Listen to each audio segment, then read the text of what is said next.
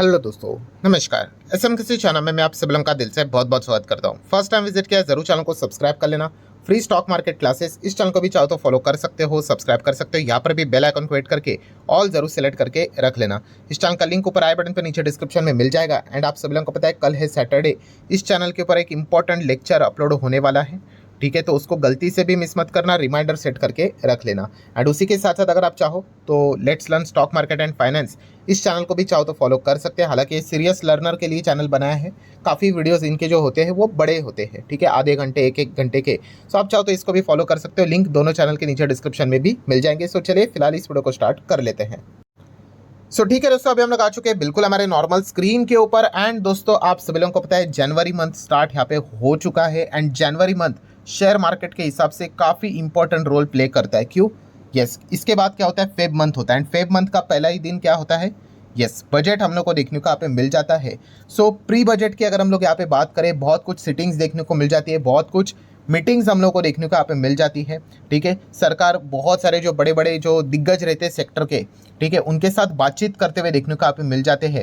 And इसी से related काफ़ी सारी खबरें भी हम लोग को मार्केट में देखने को मिल जाती है। सो आज के दिन की बात करें दोस्तों, तो आज के दिन का टॉपिक क्या था पता है, कि जो निर्मला सीतारामन जी जो सरकार के जो मीटिंग्स हम लोग को देखने को यहाँ पे मिले थे रिपोर्ट के जरिए, ये सारी खबरें मैं पहले तो आप लोगों को डिस्क्लेमर दे दूँ। फाइनेंस, यस दोस्तों, आज के दिन की अगर हम लोग यहाँ पे बात करें तो फाइनेंस इस टॉपिक के ऊपर हम लोग को बातचीत होते हुए देखने को यहाँ पे मिली थी। ठीक है, जो भी बातचीत होती है वो पब्लिक में कब आएगी सामने, 1 फेब को ही आएगी। बट उसके पहले जैसे मैंने आप लोगों को बोला ना कि रिपोर्ट के जरिए बहुत कुछ पॉइंट्स हम लोग को सामने आते हुए देखने को मिल जाते हैं। इसमें से बहुत कुछ पॉइंट्स सच भी हो सकते हैं, बहुत कुछ पॉइंट्स झूठ भी हो सकते हैं, पूरे सच हो सकते हैं, पूरे झूठ भी हो सकते हैं। बट ये अलग अलग पॉइंट्स मार्केट में सामने आते हुए देखने को यहाँ पे मिल चुके हैं। तो वो मैं आप लोगों के सामने यहाँ पे एजुकेशनल पर्पस के हिसाब से रखना चाहूँगा। अगर हम लोग बात करें फाइनेंस, टैक्स, देन कैपेक्स की अगर हम लोग बात करें, इससे रिलेटेड बहुत कुछ चीज़ें देखने को यहाँ पे मिल चुकी है। एंड डेफिनेटली कुछ चीज़ें ऐसी है दोस्तों कि जो हम लोग को पॉजिटिव देखने को मिल रही है। मतलब उम्मीद है भाई कि ये अच्छी खबरें हम लोग को शायद से 1 फेब को सुनाई या फिर देखने को मिल सकती है। हाँ, कुछ नेगेटिव पॉइंट्स भी देखने को मिल रहे हैं, वो भी मैं आप लोगों के सामने यहाँ पे रखूंगा कि ऐसी भी बातें यहाँ पे की जा रही है। मैं मार्केट के पर्सपेक्टिव से बात कर रहा हूँ। ठीक है, एक एक पॉइंट को अभी मैं डिटेल में आप लोगों के सामने यहाँ पे डिकेड करके रखूंगा।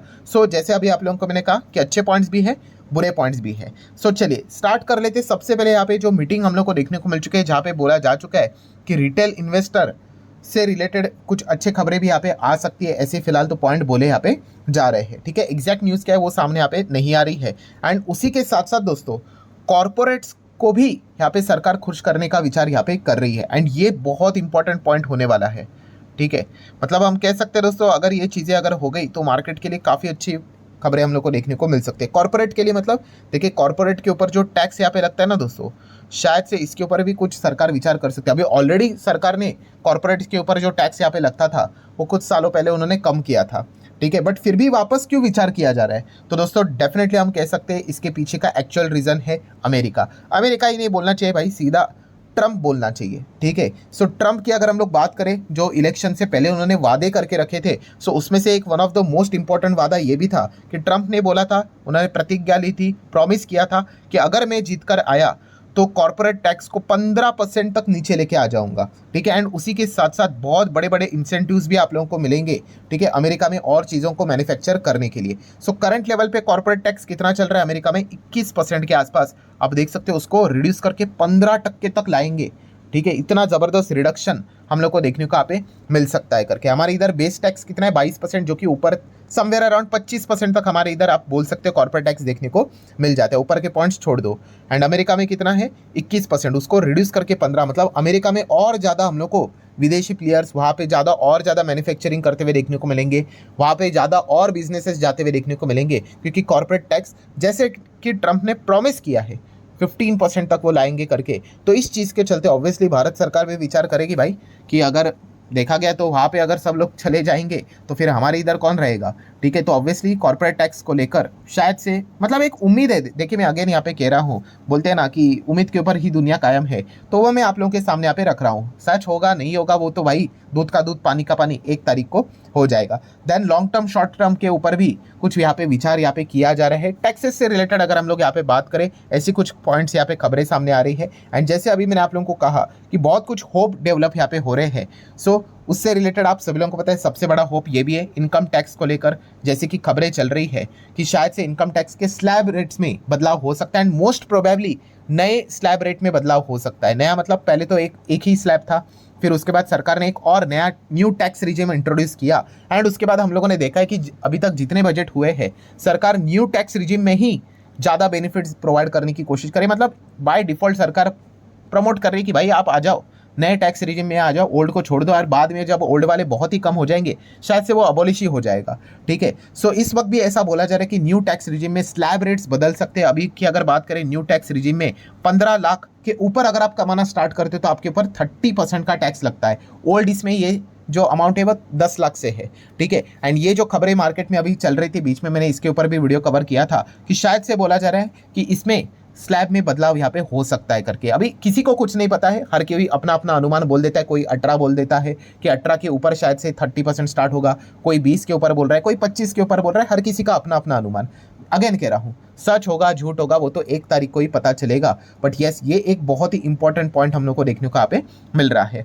नेक्स्ट अगर हम लोग बात करें, हर कोई इससे परेशान हो चुका है शेयर मार्केट वाला, वो है STT, security transaction tax. Yes दोस्तों, STT की अगर हम लोग बात करें, पहले कैसे हुआ करता था दोस्तों कि STT हुआ करता था, फिर बाद में उसको कुछ हटा दिया था, फिर उसके बाद कुछ तो लॉन्ग टर्म टैक्स लेकर आए थे, लॉन्ग टर्म कैपिटल गेन की बात करें, फिर उसको यहाँ पे हटा दिया था। देन उसके बाद STT वैसा था एंड उसके बाद क्या हो गया, STT तो आज भी है एंड उसके बाद लॉन्ग टर्म कैपिटल गेन भी इंट्रोड्यूस कर दिया। ठीक है, मतलब पहले 10% लाया, फिर लास्ट बजट में हम लोगों ने देखा 25% की बढ़ोतरी करके उसको 12.5 कर दिया। सो आज लॉन्ग टर्म भी है, STT भी है, तो इसको लेकर काफ़ी चर्चा होती है भाई ये तो ड्यूअल टैक्सेशन जैसी चीज़ हो गई। तो इससे रिलेटेड कुछ क्या पता सरकार कुछ डिसीजन लेगा कि नहीं, ऐसी कुछ बातचीत यहाँ पे चल रही है। बट जैसे मैंने कहा कि कोई कंफर्मेशन तो है नहीं, 1 तारीख को ही पता चलेगा। कुछ लोग कह रहे हैं कि इसको कम करना चाहिए करके एंड कुछ जगह पे तो ऐसी भी खबरें आ रही है कि भाई साहब ये टैक्स बढ़ाने का भी विचार कर रहे हैं। ठीक है, सो अगेन कह रहा हूँ स्पष्ट पॉइंट तो किसी को भी पता है यहाँ पे है नहीं, बट ये STT को लेकर बजट में जरूर कोई ना कोई खबर यहाँ पे आ सकती है। ये एक पॉइंट जरूर देखने को यहाँ पे मिल रहा है। लेट्स सी क्या होता है करके। देन दोस्तों हम बात करेंगे एक बहुत ही इंपॉर्टेंट बात की चर्चा यहाँ पे हुई है, ऐसे रिपोर्ट के जरिए खबर देखने को मिल गई बैंक्स को लेकर मतलब देखिए बैंक्स की अगर बात करें तो डिपॉजिट्स बैंक्स के हम लोग को काफ़ी कुछ कम होते हुए देखने को यहाँ पे मिल रहे थे। कम मतलब भाई जीरो नहीं हुए हैं, ग्रोथ के हिसाब से अगर हम लोग बात करें। और इसके पीछे का रीज़न हम कह सकते हैं कि जो पैसा अभी शेयर मार्केट में आ रहा है, कुछ लोग डायरेक्ट इन्वेस्टमेंट कर रहे हैं, कुछ लोग ETF के थ्रू कर रहे हैं, कुछ लोग म्यूचुअल फंड के थ्रू SIP कर रहे हैं। ठीक है, बहुत सारे लोग क्रिप्टो में भी पैसा लगा रहे हैं।